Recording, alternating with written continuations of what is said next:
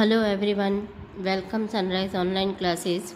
Now dear students, business environment का जो हमारा थर्ड वाला चैप्टर चल रहा है, आज उसका हमारा लास्ट टॉपिक है impact on government policy on business industries. It means जो बिजनेस गवर्नमेंट पॉलिसी आई उसका हमारी बिजनेस इंडस्ट्रीज़ पर क्या इफ़ेक्ट पड़ा, ठीक है ना। तो यहाँ पर जो ये गवर्नमेंट पॉलिसी कौन सी थी और क्या हुई थी, तो एक्चुअली ये इम्पैक्ट पॉलिसियाँ हैं 1991 से। हमने पहले वाली वीडियोस में भी डिस्कस किया था कि इंडिया की इकोनॉमी रिफॉर्म हुई थी, जिसको आप इकोनॉमिक्स में भी पढ़ेंगे।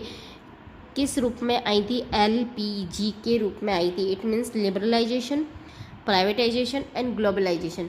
जब ये पॉलिसियाँ आई तो उससे हमारे बिजनेस इंडस्ट्रीज़ में क्या क्या इम्पैक्ट पड़ा, उस चीज़ को हम डिस्कस करने जा रहे हैं। ओके, काफ़ी इजी है, काफ़ी जो पॉइंट्स आप खुद उसमें मन से लिख सकते हैं, कोई ज़्यादा टफ वाली बात इसमें नहीं है।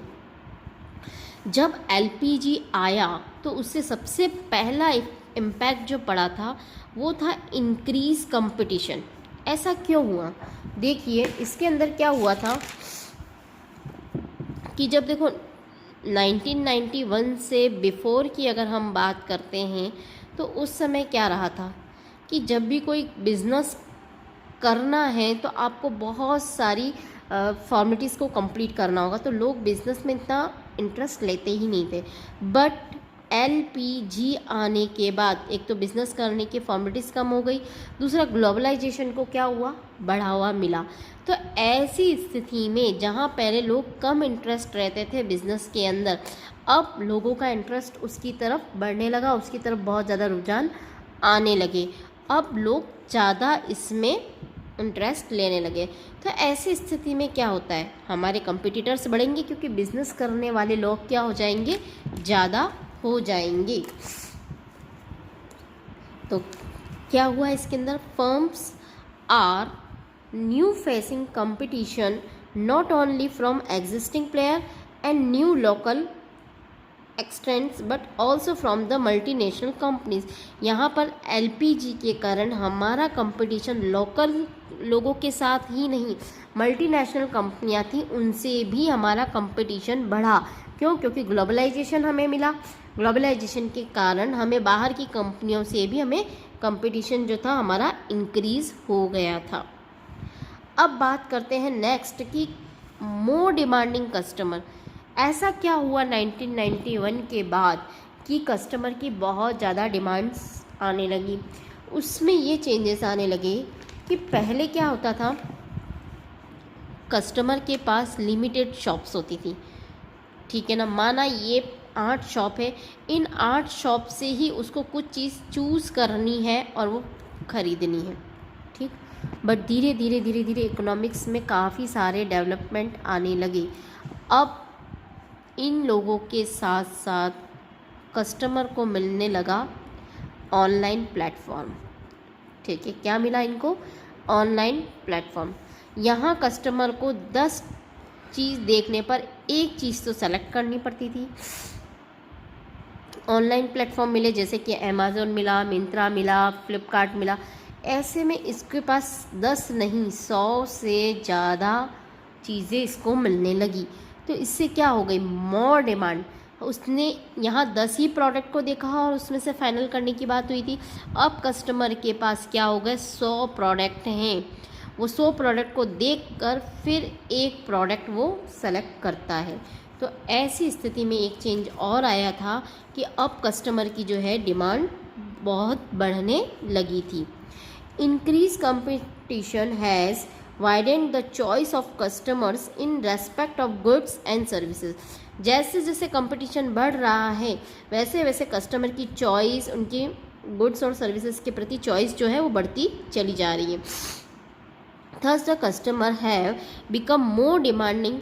Consequently, many new schemes are being involved by companies to attract the customer in highly customer oriented market. Okay, यहाँ पर धीरे धीरे नई नई स्कीम्स ऐसी आने लगी जो कि कंपनी कस्टमर को क्या करती थी? अट्रैक्ट करती थी। इवन जो हाई कस्टमर ओरिएंटेड मार्केट थे उनमें भी उनका अट्रैक्शन जाने लगा था। फिर थर्ड बात क्या हुआ, थर्ड में ये चीज़ हुआ कि rapidly changing technological environment. Okay, यहाँ ऐसा क्या चेंज आने लगा, इसमें ये मेन चेंजेस आने लगे कि देखो ग्लोबलाइजेशन होने लगा था, ये चीज़ तो आप मानते हैं 1991 के बाद। इट मीन्स मल्टीनेशनल कंपनियां इंडिया में आकर वर्कआउट कर रही थी। तो मल्टीनेशनल कंपनी जब आ रही थी, एमएनसीज आ रही थी, तो उस समय क्या होता था कि इनके जो प्रोडक्ट होते थे वो क्या होते थे, वेल होते थे। ठीक है, क्यों? क्योंकि ये ज़्यादातर काम एमएनसी कंपनियां जो थी, एमएनसी वो ज़्यादातर काम किससे करती थी, न्यू टेक्नोलॉजी को अडॉप्ट करके काम करती थी। तो इनके प्रोडक्ट बहुत फिनिशिंग वाले होते थे, तो कस्टमर को क्या होता था, डायरेक्ट इनका अट्रैक्शन उनकी तरफ जाता था। पहले हम ज़्यादातर काम किससे करवाते थे, लेबर से करवाते थे। तो लेबर जब हाथ से किसी काम को कर रही है तो ज़रूरी नहीं है कि जो उसने फर्स्ट प्रोडक्ट बनाया है वैसा ही सेकंड प्रोडक्ट बने, कुछ ना कुछ उनमें वेरिएशन आता ही है। जबकि मशीनों में ऐसा नहीं होता था, हर एक प्रोडक्ट बिल्कुल वैसा ही क्वालिटी का निकलता था जैसा कि वो चाहते हैं। क्यों? क्योंकि वो मशीन से बना होता था। तो ऐसी चीज़ों का चेंजेस आया कि टेक्नोलॉजिकल चेंजेस भी काफ़ी सारे आए गवर्नमेंट पॉलिसीज़ के साथ साथ, और हमें उनको अपनाना पड़ा।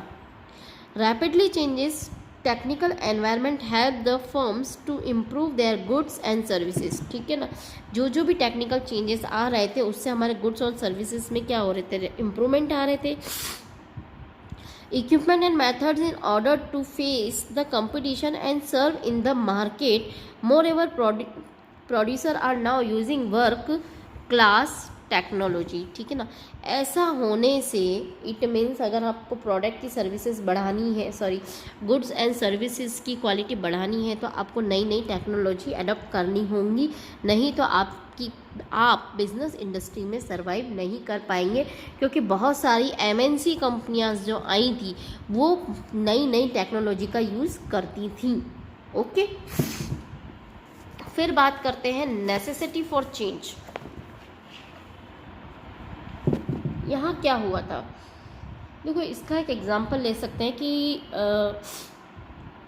क्या पॉलिसी ने ये हमें सिखाया था कि नेसेसिटी ऑफ चेंज की रिक्वायरमेंट है।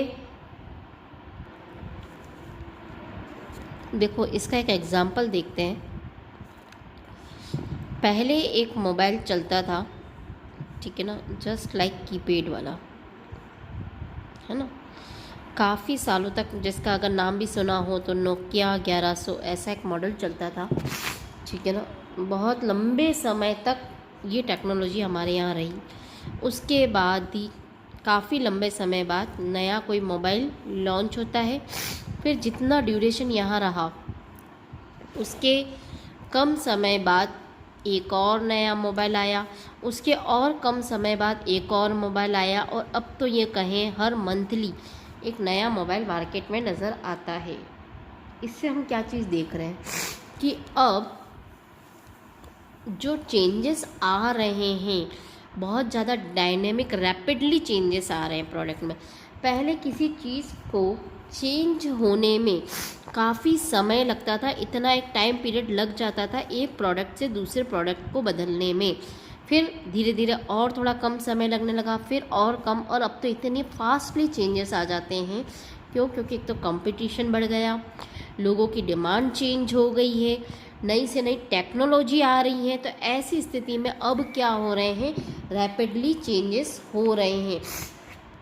तो बिज़नेस एनवायरनमेंट का नेक्स्ट हमारा इफ़ेक्ट यही पड़ा था कि नेसेसिटी आपके लिए, गवर्नमेंट पॉलिसी को देखते हुए नेसेसिटी बन गई थी कि आपको उसमें चेंज होना ही पड़ेगा, नहीं तो आपका बिज़नेस सरवाइव नहीं कर सकता। अगर आपने नेसेसिटी चेंज नहीं किया, मतलब ज़रूरी रूप से आपने अपने बिज़नेस के अंदर चेंजेस नहीं करे, तो आप सरवाइव नहीं कर पाएंगे। Since the market forces have become very dynamic, ठीक है ना, आपने मार्केट के फोर्सेस को देखा तो बहुत ज़्यादा डायनेमिक था। The firms have to continuously change their activities to survive in the market. तो बिज़नेस को क्या करना पड़ता था, कंटिन्यूस उनकी एक्टिविटीज़ को कंटिन्यू चेंज करना पड़ता था, तभी वो मार्केट में सर्वाइव कर पाएंगी। They have to modify their existing policy and operation from time to time as productivity as possible. तो यहाँ उनको क्या रहा था कि टाइम टू टाइम उनकी जो पॉलिसीज़ थी उनमें वो टाइम टू टाइम वो क्या करती रहती थी, चेंज करती रहती थी। फिर और नए चेंजेस क्या हुए, क्या इम्पैक्ट आया, need for development human resources. अब यहाँ क्या इफ़ेक्ट होने लगा, देखो पहले जब था 1991 से पहले बिज़नेस एक तो बहुत कम होते थे, बहुत बार डिस्कस कर चुके हैं। तो वहाँ पर एक चीज़ रहती थी कि जो भी बिज़नेस के अंदर लेबर काम कर रही थी ना, उसके ऊपर हम इतना ध्यान ही नहीं देते थे।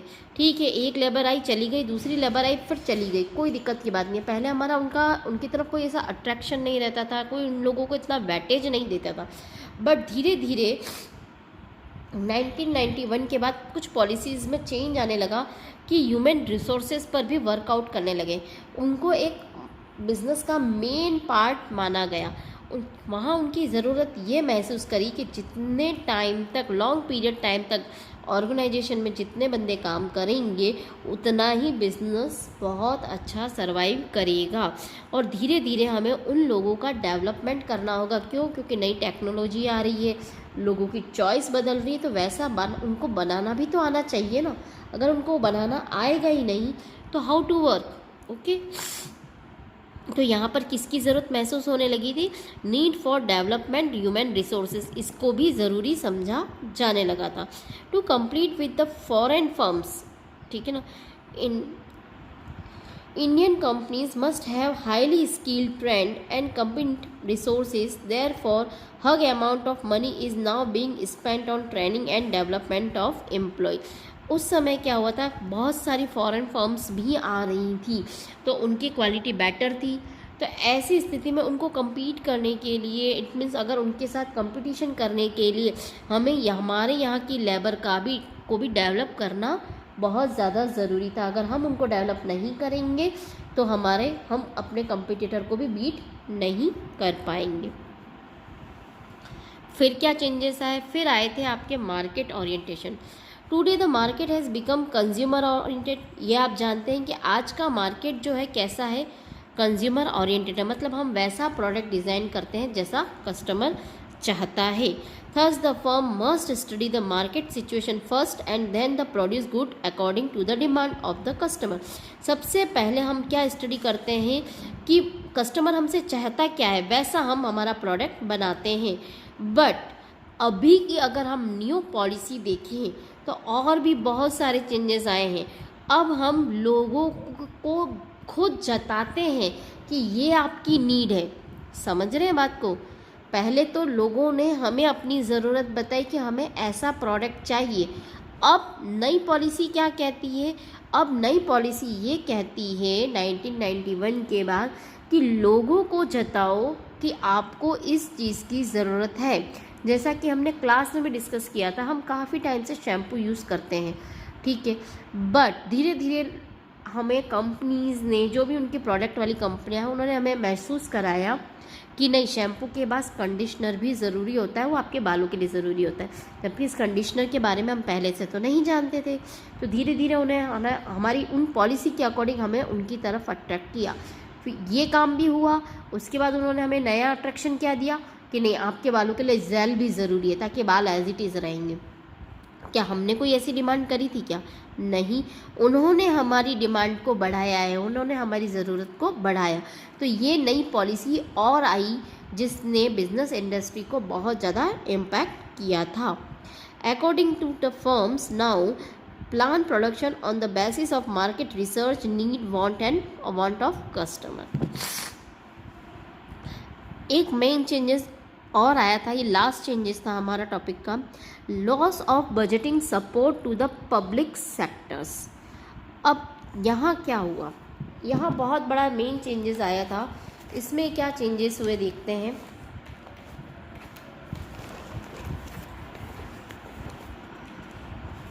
देखो, पहले एलपीजी के पहले की बात करते हैं हम। किसके? एलपीजी के पहले की, बिफोर।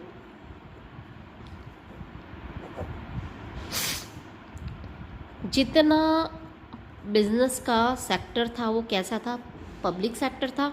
ओके, अब पब्लिक सेक्टर के लोगों का इंटेंशन क्या रहता है, ठीक है काम किया तो किया, नहीं किया तो भी कोई दिक्कत नहीं है, क्यों, क्योंकि उन्हें पता है उनकी सैलरी तो आएगी ही आएगी। तो ऐसी स्थिति में एम्प्लॉय क्या करते थे, कोई बहुत ज़्यादा प्रोडक्शन नहीं करते थे, ठीक है ना, मन हुआ तो करा, नहीं मन हुआ तो नहीं करा। तो ऐसी स्थिति में पब्लिक सेक्टर के अंदर जितने भी बिजनेस चल रहे थे वो किस में जा रहे थे, लॉस में जा रहे थे। ठीक, अब लॉस होने का भी टेंशन नहीं था, क्योंकि अगर कोई लॉस होता तो इस लॉस का भार किसके ऊपर था, गवर्नमेंट के ऊपर था, क्योंकि गवर्नमेंट के अंडर चल रही थी। तो अगर लॉस होता भी है तो इसकी भरपाई कौन करेगा, गवर्नमेंट करेगा। बट धीरे धीरे धीरे धीरे जब पब्लिक सेक्टर के अंदर प्राइवेटाइजेशंस को इन्वॉल्व किया गया, तो धीरे धीरे जब प्राइवेटाइजेशन इनके अंदर आया तो गवर्नमेंट ने क्या करा, उन्हें पता चलने लगा कि ये मिसयूज़ करते हैं। तो ऐसी स्थिति में उन्होंने उनको बजट देना बंद कर दिया कि अगर अब आपको लॉस होता है तो गवर्नमेंट कोई बजट नहीं देगी, और उसकी जगह क्या करने लगे, वो प्राइवेटाइजेशन को इंक्लूड करने लगे। इससे सबसे बड़ा बहुत ज़्यादा इफेक्ट किसके ऊपर आया था, पब्लिक सेक्टर्स पर आया था, क्योंकि अब उन्हें बजट नहीं मिलते थे, बजट नहीं मिलते थे तो लॉस की कोई भरपाई नहीं हो पा रही थी, और उनकी जगह किसने लेने लग गए थे, प्राइवेट सेक्टर लेने लगे थे। The reduction in the financial help by the central government to the public sector enterprise has made those enterprises realize that they have to generate their own resources to survive and grow. उससे उन लोगों को खुद लगने लगा कि अगर हमें सर्वाइव करना है तो हमें खुद ही हमारे रिसोर्सेस बनाने पड़ेंगे और हमें ही उन्हें अरेंज करना पड़ेगा। अब इसमें कोई सेंट्रल गवर्नमेंट हेल्प करने वाली नहीं है। ओके, तो ये हमारे 7 ऐसी चीज़ें थी, ऐसी पॉलिसीज़ रही थी जिसके अंदर काफ़ी सारा बिजनेस इंडस्ट्री पर इफ़ेक्ट आया था। ओके, इसी के साथ हमारा चैप्टर भी फिनिश हो गया है। अब हम नया चैप्टर स्टार्ट करेंगे नेक्स्ट टाइम पर, चैप्टर नंबर 4। ओके, फिर भी अगर इस चैप्टर में ऐसा कोई टॉपिक है तो आप मुझसे कंसल्ट कर सकते हैं। Okay, now thank you very much.